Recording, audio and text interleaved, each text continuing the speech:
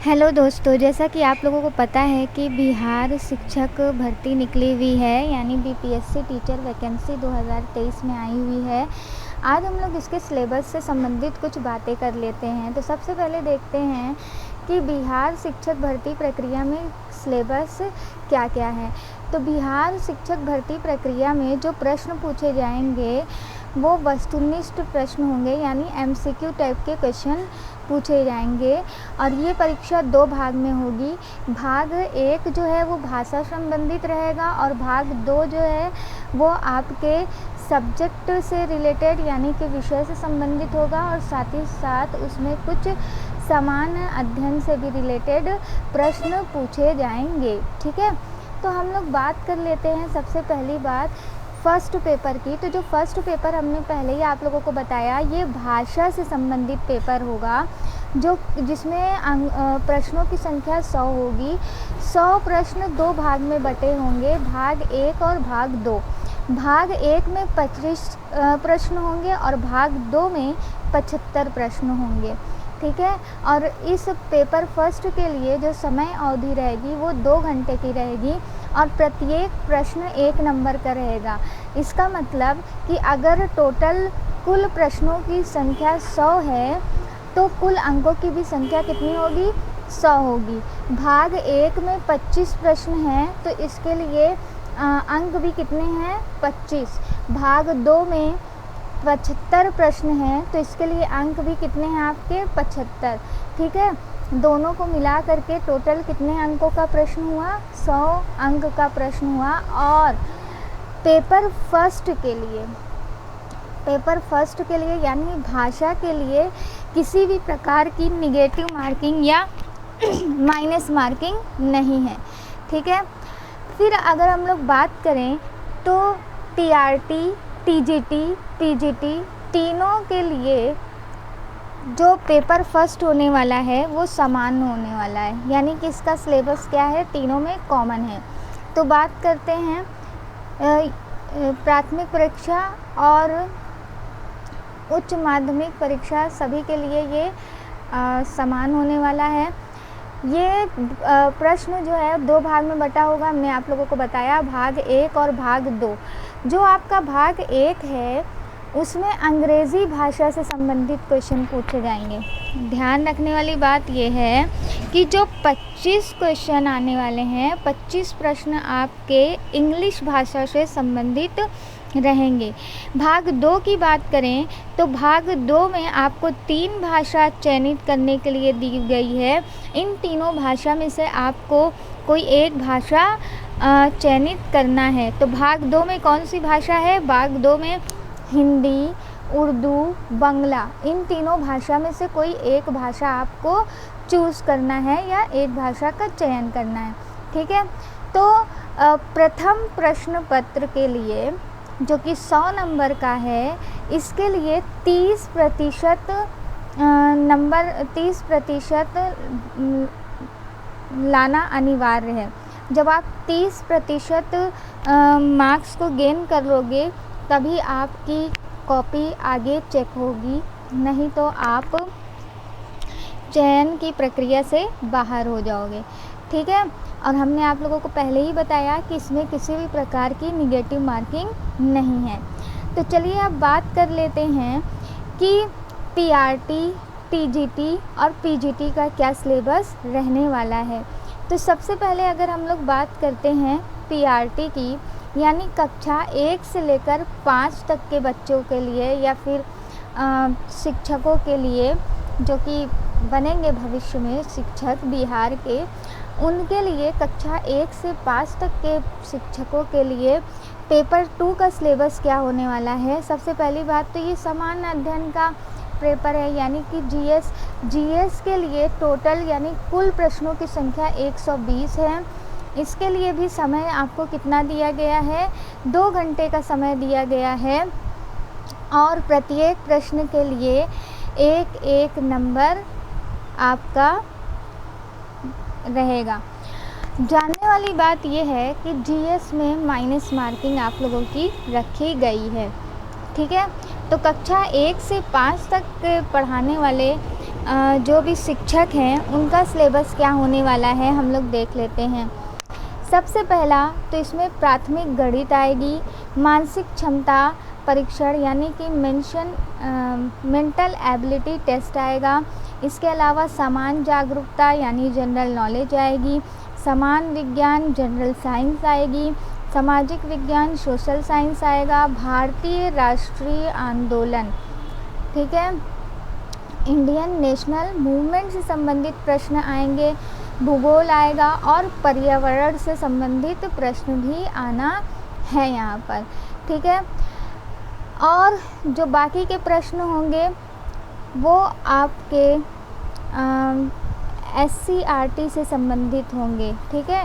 ये सारे के सारे प्रश्न जो आपकी कक्षा 1 से 5 तक के पाठ्यक्रम में दिए जाते हैं उन्हीं से संबंधित होंगे, ठीक है। तो जनरल GS में आप लोगों को पढ़ना क्या है, हिस्ट्री, सिविक्स, ज्योग्राफी, पॉलिटी, यही सब आप लोगों को पढ़ना है। नेक्स्ट बात करते हैं किसकी, TGT यानी 9 से 10 तक के जो शिक्षक बनेंगे बिहार के भविष्य में, उनको क्या क्या पढ़ना है भाग 2 पेपर या पेपर 2 के लिए।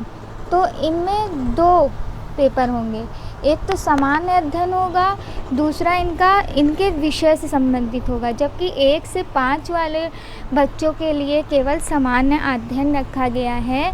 लेकिन अगर यही बात करें कक्षा 9 से 10 वाले जो शिक्षक अपना फॉर्म भरेंगे उनको अपने दिमाग में ये बात रखनी है कि उनके विषय से संबंधित प्रश्न होंगे और साथ ही साथ सामान्य अध्ययन से संबंधित कुछ प्रश्न होंगे। तो कुल प्रश्नों की संख्या इनकी कितनी होगी, 120 होने वाली है। और समय सीमा कितनी होगी, 2 घंटे की होगी। और इनके जो टोटल अंक मिलेंगे वो भी कितने मिलेंगे, 120, यानी प्रत्येक प्रश्न के लिए 1-1 नंबर अंकित किए गए हैं। और यहाँ पर भी याद रखने वाली बात है, हमने आप लोगों को शुरू में ही बताया कि पेपर 2 में निगेटिव मार्किंग या माइनस मार्किंग रखी गई है। अब बात करें अगर कक्षा 9 से 10 तक के शिक्षकों के लिए, तो इनका जो पेपर 2 है वो 2 भागों में बांटा गया है। कितने भागों में बांटा गया है, 2 भागों में बांटा गया है। अब 2 भाग कौन कौन से हैं देख लेते हैं हम लोग, ठीक है।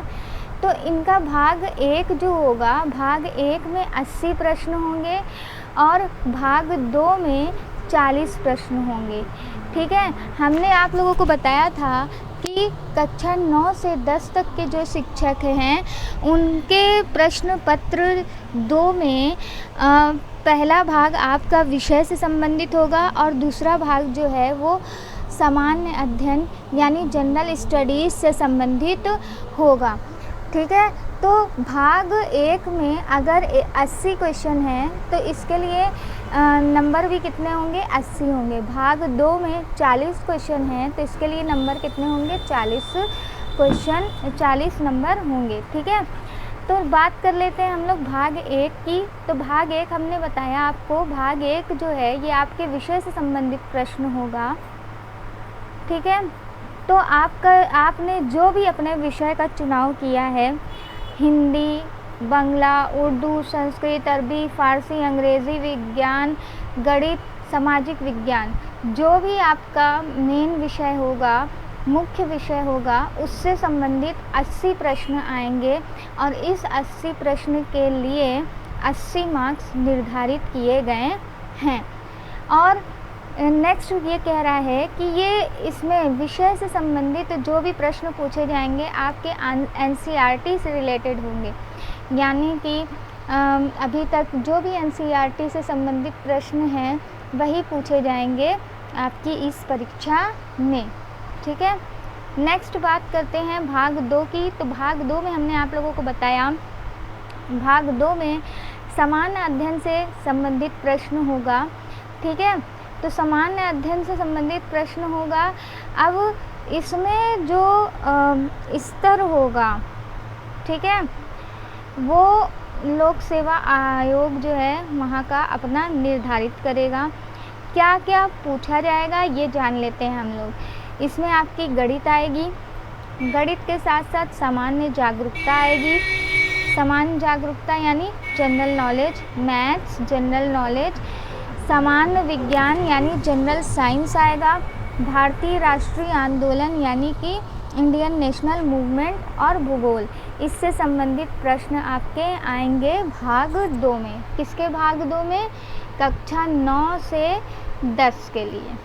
ठीक है।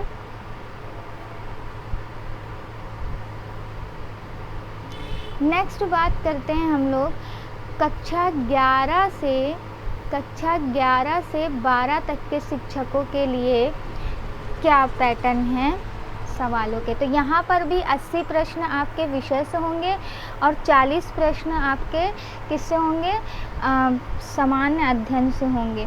तो पहले भाग के लिए 80 मार्क्स निर्धारित किया गया है, दूसरे भाग के लिए 40 मार्क्स निर्धारित किया गया है। तो कक्षा 11 से 12 तक के शिक्षकों के लिए भी 2 भागों में बांटा गया है। पहला भाग जो है ये आपके विषय से संबंधित होगा। आपने जिस भी विषय का चयन किया है, हिंदी, उर्दू, अंग्रेज़ी, संस्कृत, बांग्ला, मैथिली, मगही, अरबी, फ़ारसी, भोजपुरी, पाली, प्राकृतिक, गणित, भौतिकी, रसायन शास्त्र, वनस्पति विज्ञान, जंतु विज्ञान, इतिहास, राजनीतिक विज्ञान, भूगोल, अर्थशास्त्र, समाजशास्त्र, मनोविज्ञान, दर्शन शास्त्र, गृह विज्ञान, कंप्यूटर साइंस, वाणिज्य, लेखा, संगीत एवं उद्यमिता से संबंधित आपके प्रश्न, मतलब कि इसमें से आपको कोई एक विषय का चयन करना है और उसी विषय से संबंधित आपके प्रश्न आएंगे। यहाँ पर भी जो प्रश्नों का लेवल है वो एनसीईआरटी से संबंधित होगा, यानी आपको एनसीईआरटी को ध्यान में रखते हुए परीक्षा की तैयारी करनी है। भाग 2 की बात करें तो भाग 2 में सामान्य अध्ययन प्रश्न पत्र है। सामान्य अध्ययन में आपसे किस तरह के क्वेश्चन पूछे जाएंगे? पहला तो गणित होगा, दूसरा सामान्य जागरूकता यानी जनरल नॉलेज। जनरल नॉलेज के साथ साथ सामान्य विज्ञान आएगा। सामान्य विज्ञान यानी जनरल साइंस, भारतीय राष्ट्रीय आंदोलन, भूगोल, इससे संबंधित प्रश्न आएंगे। तो यहाँ पर मैं आप लोगों को एक ज़रूरी सूचना देने वाली हूँ कि जो बीपीएससी की शिक्षा भर्ती निकली हुई है, इसमें पीआरटी, टीजीटी, पीजीटी जितने भी इसमें सिलेबस से में विषय दिए गए हैं, इन सभी विषय को मैं पूरा करने की कोशिश करूँगी। यहाँ पर आपकी फ्री में कक्षाएं चलेंगी। आप चाहें तो इसमें भाग ले सकते हैं। मेरे चैनल को लाइक, सब्सक्राइब और शेयर ज़रूर करिएगा ताकि ज़्यादा से ज़्यादा लोगों तक पहुँचे और मुझको मोटिवेशन मिले और मैं अपनी इस प्रक्रिया को आगे बढ़ा सकूं। धन्यवाद।